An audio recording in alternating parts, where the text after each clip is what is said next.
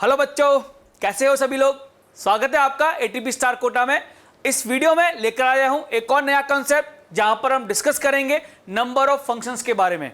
मतलब कि यदि हम सेट ए से सेट बी में कोई फंक्शन यदि डिफाइन करते हैं तो सेट ए से सेट बी में टोटल नंबर ऑफ फंक्शंस कितने डिफाइन कर सकते हैं, या हम बात करें सेट ए से सेट बी में कितने वन फंक्शन डिफाइन कर सकते हैं या कितने ऑन टू फंक्शन डिफाइन कर सकते हैं। ये सब कुछ हम यहां पर डिस्कस करने वाले हैं आज के इस वीडियो में।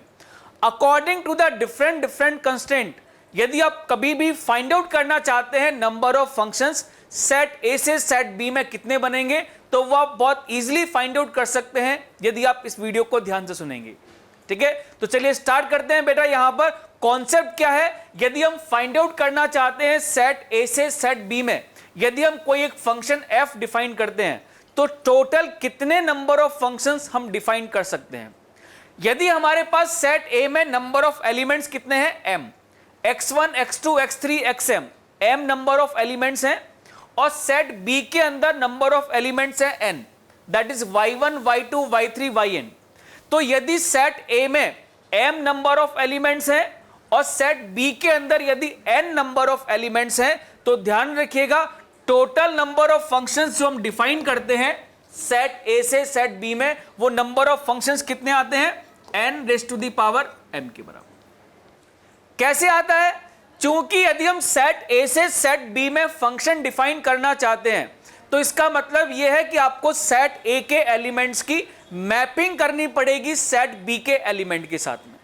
और जब मैपिंग हम डिफाइन करते हैं सेट ए से सेट बी में तो हम जानते हैं कंडीशन क्या होती है, सेट ए के हर एलिमेंट की इमेज होनी चाहिए सेट बी के अंदर और एक यूनिक इमेज होनी चाहिए सेट बी के अंदर। Every element of the set A is connected to the unique element of the set B, यदि हम फंक्शन डिफाइन करना चाहते हैं। तो आप देखेंगे कि यदि मैं यहां पर सेट ए के हर एक एलिमेंट की इमेज डिफाइन करता हूं सेट बी के अंदर, तो कैसे डिफाइन करेंगे। सबसे पहले x1 की इमेज डिफाइन करते हैं। तो आप देखेंगे कि जब आप x1 की इमेज सेट b के अंदर डिफाइन करेंगे तो आपके पास चॉइसेस कितनी है। आप इसकी इमेज y1 सेट कर सकते हैं, आप चाहें तो x1 की इमेज y2 बना सकते हैं, आप चाहें तो x1 की इमेज y3 बना सकते हैं। तो जब आप x1 की इमेज डिफाइन करते हैं सेट b के अंदर तो आपके पास चॉइसेस कितनी है m, मतलब कि फर्स्ट एलिमेंट को कनेक्ट करने के चॉइस कितने हैं तरीके n के बराबर, क्योंकि सेट बी के अंदर नंबर ऑफ एलिमेंट्स कितने हैं n।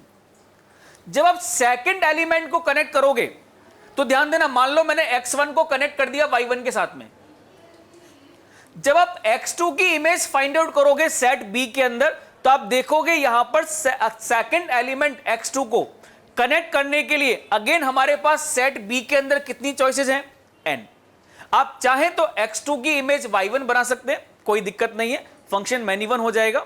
यदि आप चाहें तो x2 की इमेज y2 बना सकते हैं, आप चाहें तो x2 को कनेक्ट कर सकते हैं y3 के साथ में।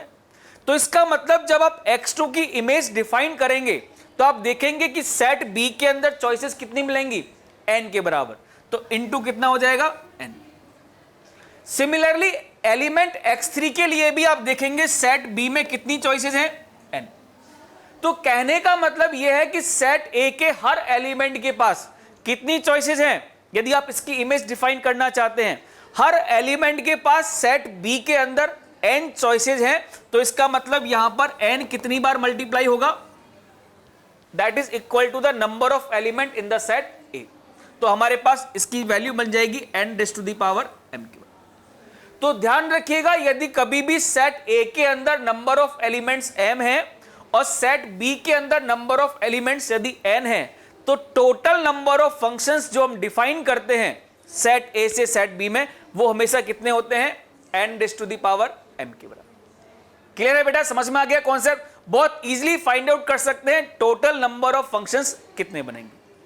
अब यदि हम ये फाइंड आउट करना चाहें कि टोटल नंबर ऑफ फंक्शंस में कितने फंक्शन ऐसे हैं जो वन वन है और कितने फंक्शंस बनेंगे जो मैनी वन है, तो हम वो भी काउंटिंग कर सकते हैं। ठीक है, सबसे पहले हम बात करते हैं यहां पर नंबर ऑफ वन फंक्शंस के बारे में।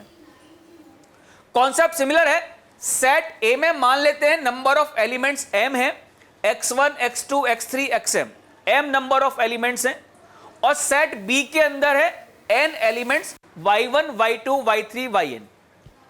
तो जरा ध्यान दो, यदि आप सेट ए से सेट बी में 1-1 फंक्शन डिफाइन करना चाहते हैं तो 1-1 फंक्शन के लिए कुछ कंस्टेंट लग जाता है। और वो कंस्टेंट क्या होता है बेटा? कंस्टेंट होता है यहां पर कि जब हम सेट ए के सभी एलिमेंट की इमेज डिफाइन करते हैं सेट बी के अंदर, तो इमेज यूनिक होनी चाहिए और वो डिफरेंट होनी चाहिए। इसका मतलब है कि सेट ए के डिफरेंट एलिमेंट्स के लिए सेट बी के अंदर इमेजेस कैसी होनी चाहिए? डिफरेंट इमेजेस होनी चाहिए। इमेजेस सेम नहीं होनी चाहिए। यदि इमेज सेम हो जाएगी तो इसका मतलब फंक्शन कैसा हो जाएगा? मैनिबल। ठीक है ना? तो यदि आप 1-1 फंक्शन डिफाइन करना चाहते हैं तो आपको याद होगा, मैंने आपको लास्ट वीडियो के अंदर भी बताया था, यदि हमारे पास सेट ए के अंदर 5 एलिमेंट है मान लो, तो 1-1 फंक्शन को डिफाइन करने के लिए सेट बी में कम से कम कितने एलिमेंट होने चाहिए? 5 एलिमेंट तो कम से कम होने चाहिए कि नहीं होने चाहिए? यदि मान लो यहां पर नंबर ऑफ एलिमेंट 5 से कम हो जाएं, तो क्या हम कभी भी 1-1 फंक्शन डिफाइन कर पाएंगे? पॉसिबल नहीं है। इसका मतलब यह हुआ कि यदि आप सेट ए से सेट बी में नंबर ऑफ 1-1 फंक्शंस काउंट करना चाहते हैं या 1-1 फंक्शन डिफाइन करना चाहते हैं सेट ए से सेट बी में, तो ध्यान रखिएगा सेट बी में जो नंबर ऑफ एलिमेंट्स हैं वो कम से कम कितने होने चाहिए? Equal to the number of element in the set A. ठीक है? तो यदि कभी भी n की वैल्यू m से छोटी हो जाती है, मतलब सेट बी में यदि नंबर ऑफ एलिमेंट्स कम हो जाएं सेट ए से, तो उस केस में नंबर ऑफ 1-1 फंक्शंस हमारे पास कितने बनेंगे? हमेशा 0 के बराबर। हम 1-1 फंक्शन डिफाइन नहीं कर पाएंगे इस केस में, यह ध्यान रखिएगा। क्लियर? नंबर ऑफ 1-1 फंक्शंस आप कैलकुलेट तभी कर सकते हैं या डिफाइन तभी कर सकते हैं 1-1 फंक्शन जब n की जो वैल्यू होती है वो ग्रेटर देन इक्वल टू होती है m के। क्लियर? और जब n की वैल्यू m से बड़ी हो जाती है तो हमारे पास जो नंबर ऑफ 1-1 फंक्शंस आते हैं वो कितने आते हैं बेटा? That is defined as NCM into m factorial. Number of 1-1 functions are calculated as NCM into m factorial. यदि आप इसको डिफाइन करेंगे, आप वैल्यू पुट करेंगे यदि यहां पर NCM की, तो आप देखेंगे कि इसकी वैल्यू क्या होती है? n factorial divided by n minus m factorial into m factorial. तो जब इसको m फैक्टोरियल से मल्टीप्लाई करोगे तो m फैक्टोरियल ऊपर नीचे कट जाएगा and this value is equal to n factorial divided by n minus m factorial. ठीक है ना बेटा? क्लियर है पॉइंट? यदि आप समझना चाहते हैं कि जो रिजल्ट हमने लिखा है ये रिजल्ट आता कहां से है, तो आप वो भी चेक कर सकते हैं। जब आप सेट ए से सेट बी में 1-1 फंक्शन डिफाइन करते हैं तो हमें बस ये याद रखना है कि जब सेट ए के एलिमेंट्स की मैपिंग करेंगे सेट बी के एलिमेंट के साथ, तो हम ये ध्यान रखेंगे कि सेट ए के डिफरेंट एलिमेंट्स के लिए सेट बी में जो इमेजेस मिलेंगी वो हमेशा डिफरेंट होनी चाहिए, सेम नहीं होनी चाहिए। ठीक है? तो जरा चेक करें, यहां पर मैपिंग करते हैं बेटा। देखो कैसे मैपिंग हो पाएगी। जब आप x1 की मैपिंग करेंगे सेट b के एलिमेंट के साथ में, तब तो क्या है, यहां पर सब कुछ खुला हुआ है। आप किसी भी एलिमेंट के साथ x1 की मैपिंग कर सकते हो, है कि नहीं? तो जब मैंने x1 की मैपिंग की तो मेरे पास चॉइसेस कितनी थी? सॉरी n, क्योंकि number of element set b के अंदर कितने हैं? That is equal to n।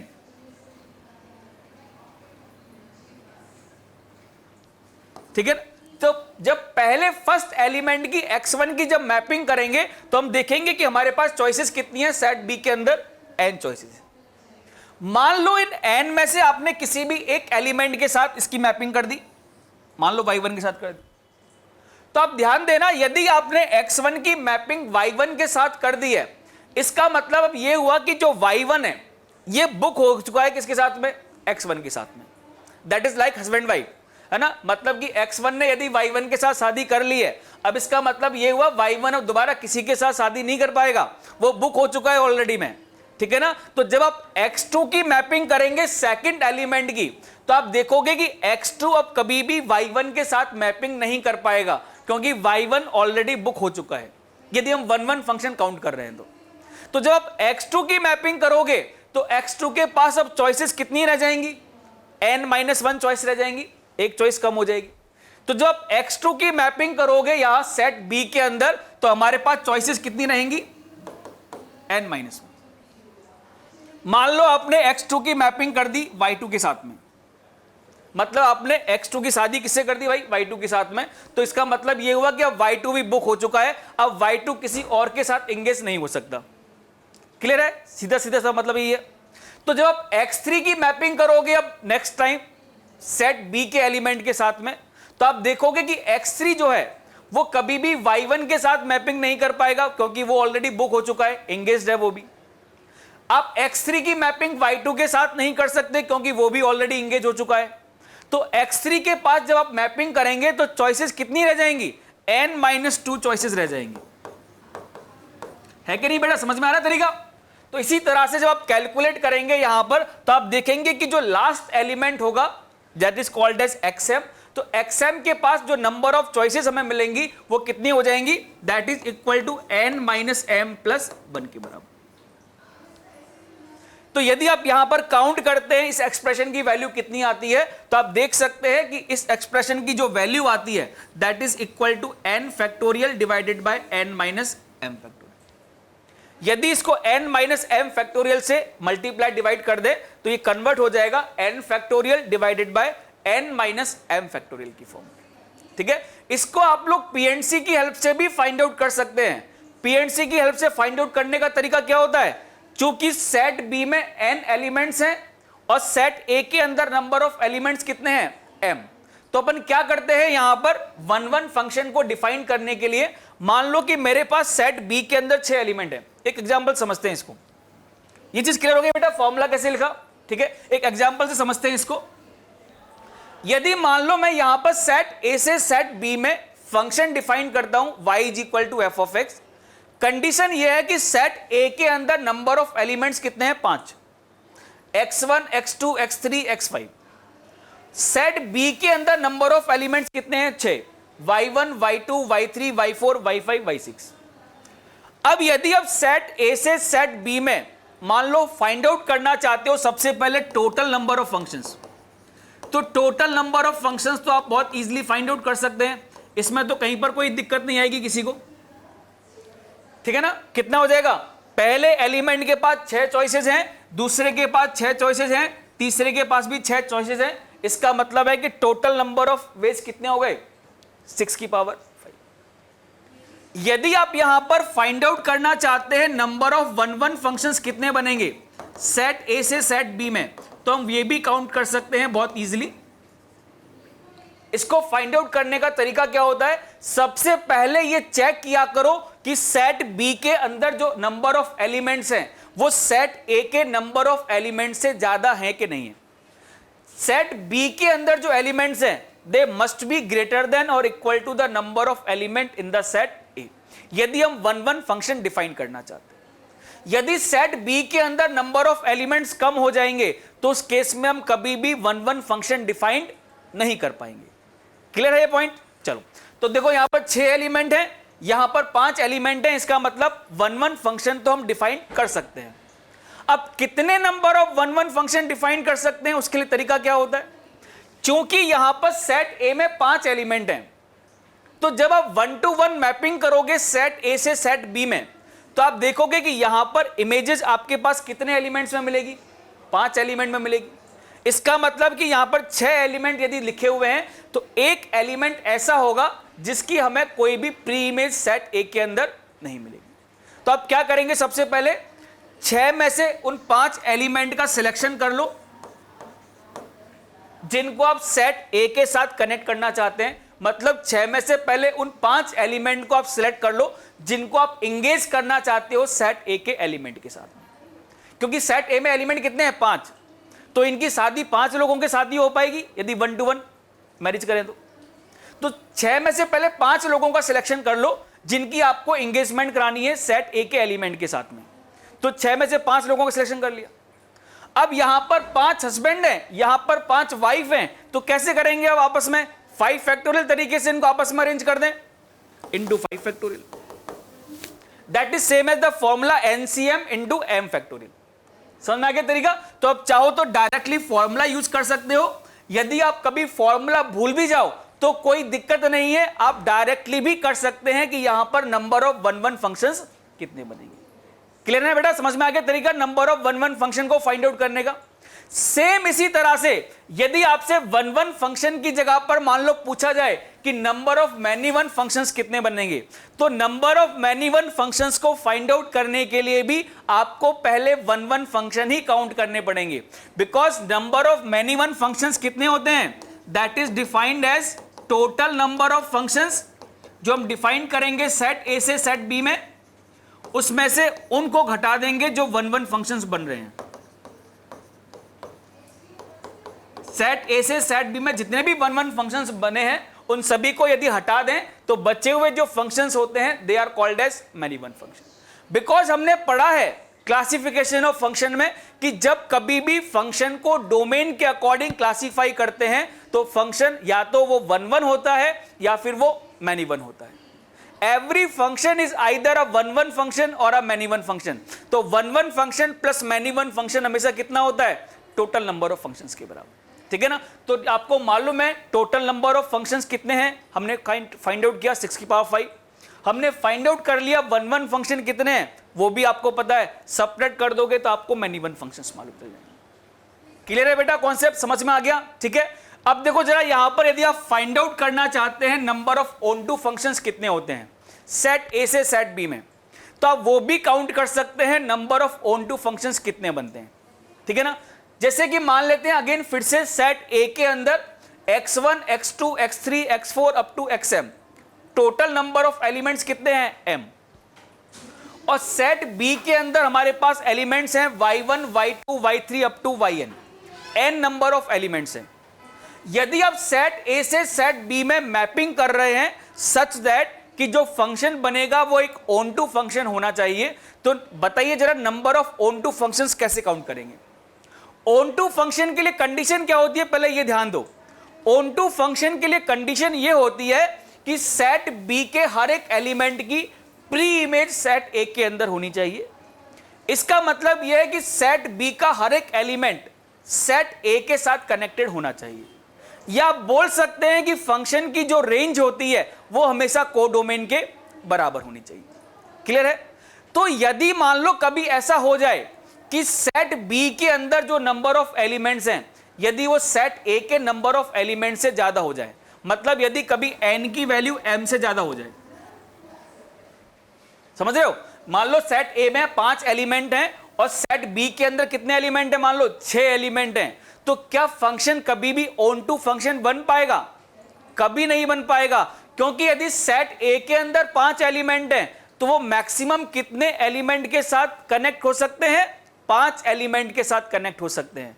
उनको जब आप इंगेज करोगे तो उनको इंगेज कितने एलिमेंट के साथ कर पाओगे, मैक्सिमम 5 एलिमेंट के साथ कर पाओगे। ठीक है कि नहीं, तो यदि सेट बी में नंबर ऑफ एलिमेंट्स ज्यादा हो जाए number of element in the set A, तो ध्यान रखिएगा हमारे पास जो number of onto functions मिलेंगे वो हमेशा कितने होंगे, 0 के बराबर। क्लियर है पॉइंट, ये तो बहुत आराम से कर सकते हो।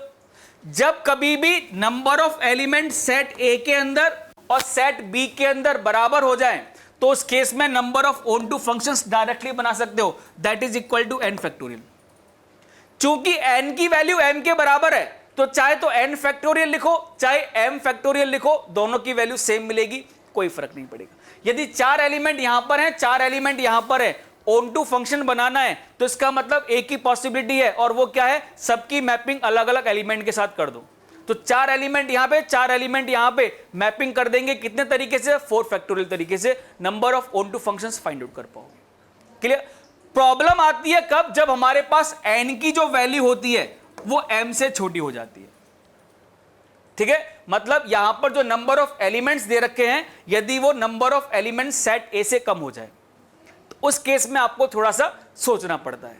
वैसे तो हालांकि यहां पर जब हम कभी भी n लेस देन m के लिए number of onto functions count करते हैं तो जो कॉन्सेप्ट हम अप्लाई करते हैं उस कॉन्सेप्ट का नाम है ग्रुपिंग। ग्रुपिंग की हेल्प से आप बहुत इजीली फाइंड आउट कर सकते हैं यहां पर number of onto functions कितने बनेंगे। लेकिन यदि आप फॉर्मूला याद रखना चाहते हैं तो आप फॉर्मूला भी याद कर सकते हैं। तरीका क्या होता है फाइंड आउट करने का, फॉर्मूला क्या है, टोटल नंबर ऑफ फंक्शंस कितने बनेंगे सेट ए से सेट बी में? यदि हम total number of function count करें, टोटल नंबर ऑफ फंक्शन बनते हैं n की पावर m।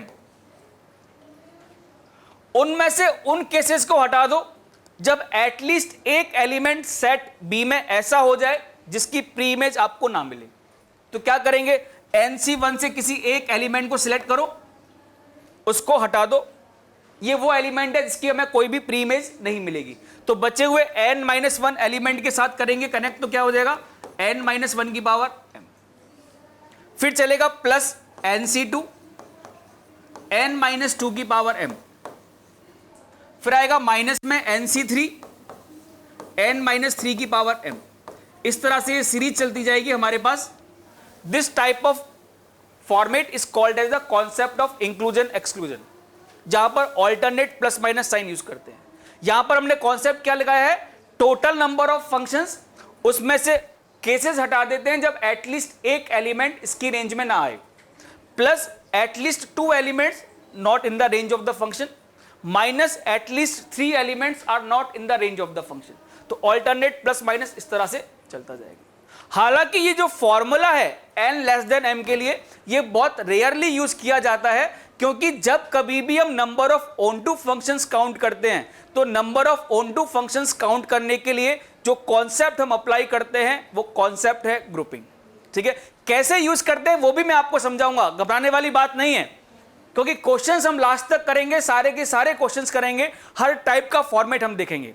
तो जरा देखते हैं यहां पर, यदि मान लो सेट ए के अंदर 6 एलिमेंट हैं, x1 x2 x3 x4 x5 x6, और सेट बी के अंदर नंबर ऑफ एलिमेंट्स कितने हैं 5, y1 y2 y3 y4 y5।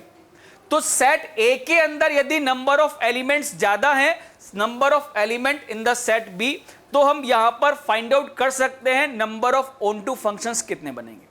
ठीक है, बस तरीका ध्यान रखो, यहां पर कॉन्सेप्ट क्या होता है, जब कभी भी सेट ए के अंदर नंबर ऑफ एलिमेंट्स ज्यादा होते हैं number of element in the set B, तो यहां पर number of onto function find out करने के लिए हम लोग यूज करते हैं कॉन्सेप्ट ऑफ ग्रुपिंग। ठीक है, कैसे करेंगे वो मैं आपको समझा देता हूं। जब आप मैपिंग करोगे ना सेट ए से सेट बी में, तो जरा सोचो क्या होगा जब मैं सेट ए के एलिमेंट की सेट बी के साथ मैपिंग करूंगा। कंडीशन यह है कि जो सेट बी के एलिमेंट हैं वो सारे के सारे एलिमेंट कनेक्ट होने चाहिए। तो आप देखेंगे कि जब यहां पर हमारे पास एलिमेंट कितने हैं 5, और यहां पर एलिमेंट्स हमारे पास कितने हैं 6, इसका मतलब यह हुआ कि सेट ए के 2 एलिमेंट ऐसे होंगे जिनकी इमेज सेट बी के अंदर सेम आ रही होगी, और बाकी की जो बचे हुए 4 एलिमेंट हैं उनकी इमेज सेट बी के अंदर डिफरेंट डिफरेंट आ रही होगी। ऐसा ही तो कुछ होगा, तभी तो हमारे पास फंक्शन जो बनेगा वो ऑन टू बनेगा। जैसे कि x1 की इमेज y1 कर दी, x2 की y2 कर दी, x3 की y3 कर दी, x4 की y4 कर दी, x5 की मैंने y5 कर दी। अब बचा कौन सा x6। तो जब x6 को जब आप मैप करोगे तो x6 की मैपिंग किसके साथ करोगे, इन 5 में से किसी के साथ करनी है। तो चाहे y5 के साथ करो चाहे y4 के साथ करो, जिसके साथ भी करोगे आप देखोगे कॉन्सेप्ट क्या रहेगा, सेट बी के अंदर 2 एलिमेंट ऐसे होंगे जिनकी इमेज सेट बी के अंदर सेम रहेगी, और बचे हुए जो 4 एलिमेंट हैं उनकी इमेज सेट बी के अंदर डिफरेंट रहेगी। तो हम क्या करते हैं यहां पर क्वेश्चन को सिंप्लीफाई करने के लिए, सबसे पहले ध्यान देना, ये जो 6 एलिमेंट यहां पर लिखे हुए हैं, इन 6 एलिमेंट को 5 ग्रुप में डिवाइड कर देते हैं। इन 6 एलिमेंट को 5 ग्रुप में डिवाइड कर देते हैं, क्योंकि सेट बी में कितने एलिमेंट्स हैं 5, तो मतलब मुझे 5 ग्रुप बनाने पड़ेंगे। और वो 5 ग्रुप कितने एलिमेंट्स के होंगे, एक ग्रुप होगा जिसमें 2 एलिमेंट होंगे, और बाकी की जो 4 ग्रुप है उनमें नंबर ऑफ एलिमेंट्स कितने होंगे, एक ही। ठीक है, ग्रुपिंग करने का तरीका याद है आपको, 6 factorial divided bye 2 factorial, 1 factorial 1 factorial 1 factorial 1 factorial. चूंकि यहां पर 4 एलिमेंट या 4 ग्रुप ऐसे हैं जहां पर कि नंबर ऑफ एलिमेंट सेम है, इसलिए हमें यहां पर 4 फैक्टोरियल से इसको और डिवाइड करना पड़ेगा। ये तो हो गया यहां पर ग्रुपिंग करने का तरीका, कि मेरे पास जो 6 एलिमेंट है सेट ए के अंदर, उन 6 एलिमेंट को मैंने 5 ग्रुप में डिवाइड कर दिया है। एक ग्रुप में 2 एलिमेंट हैं और बाकी के 4 ग्रुप के अंदर एक एलिमेंट है। सही है। अब जो आपने 5 ग्रुप बनाए हैं ना बेटा, इन 5 ग्रुप का क्या करना है, इन 5 ग्रुप को 5 एलिमेंट में डिस्ट्रीब्यूट कर देना है, y1 y2 y3 y4 y5। जब आप इन 5 एलिमेंट्स को, इन 5 ग्रुप को y1 y2 y3 y4 y5 में डिस्ट्रीब्यूट करोगे तो कितने तरीके से डिस्ट्रीब्यूशन होगा, 5 फैक्टोरियल तरीके से। This is the number of ways of distribution.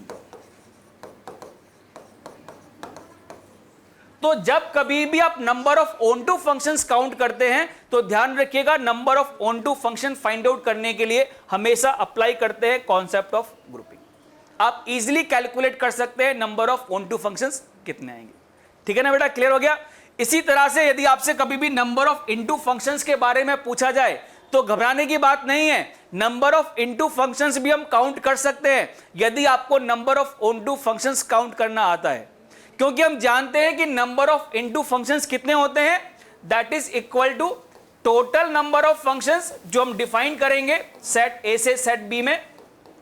In total number of functions में से क्या करेंगे, उन फंक्शंस को घटा देंगे जो ऑन टू फंक्शंस बन जाते हैं। यदि टोटल नंबर ऑफ फंक्शंस में से number of onto functions घटा दें तो हमारे पास जो बचे हुए फंक्शंस होंगे वो कौन से होंगे, सारे के सारे इनटू फंक्शंस। बिकॉज जब हम कभी भी फंक्शन को क्लासीफाई करते हैं according to the codomain of the function, तो हमने पढ़ा है कोडोमेन के अकॉर्डिंग फंक्शन क्लासीफाई होता है, either it is a onto function or a into function. इसीलिए तो ऑन टू फंक्शन और इनटू फंक्शन मिलके क्या बन जाते हैं, टोटल नंबर ऑफ फंक्शंस के बराबर। ठीक है ना बेटा, समझ में आ गया किस तरह से हम फाइंड आउट करते हैं टोटल नंबर ऑफ फंक्शंस कितने आएंगे सेट ए से सेट बी में according to the different conditions. Set A में चाहे कितने भी एलिमेंट्स हों, सेट बी के अंदर कितने भी एलिमेंट्स हों। ठीक है, सो आई होप ये जो वीडियो है आप लोगों के लिए काफी हेल्पफुल रहेगा। ठीक है, थैंक यू।